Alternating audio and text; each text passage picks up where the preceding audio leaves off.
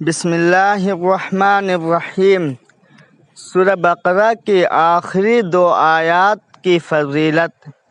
یہ دونوں آیات معراج شریف کا تحفہ ہے۔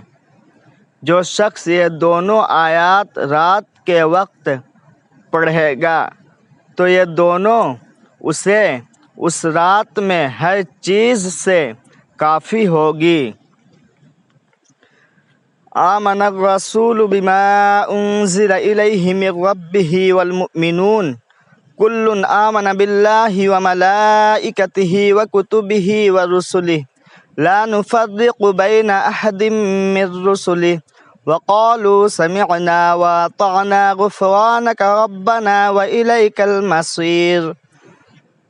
لا يكلف الله نفسا الا وسعها لها ما كسبت وعليها ما اكتسبت ربنا لا تؤاخذنا إن نسينا أو أخطأنا ربنا ولا تحمل علينا إصرا كما حملته على الذين من قبلنا ربنا ولا تحملنا ما لا طاقة لنا به واعف عنا واغفر لنا وارحمنا أنت مولانا فانصرنا على القوم الكافرين۔ جو اللہ کا ہو جاتا ہے پھر اللہ تعالیٰ اسے اپنے سوا سب سے بے نیاز کر دیتا ہے اور اس کی مدد وہاں سے کرتا ہے جہاں پر کسی کا گمان بھی نہیں ہوتا۔ زبان کے نیچے۔ قیامت کے روز عذاب کے فرشتے ایک بندے کو پکڑ لیں گے۔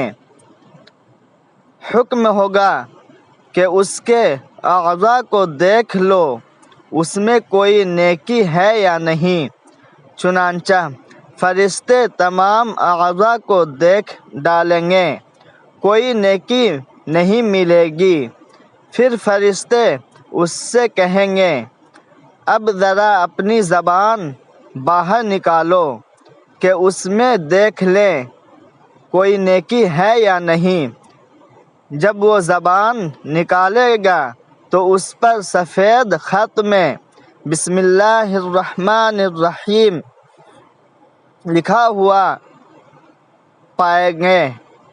اسی وقت حکم ہوگا جا ہم نے تجھے بخش دیا۔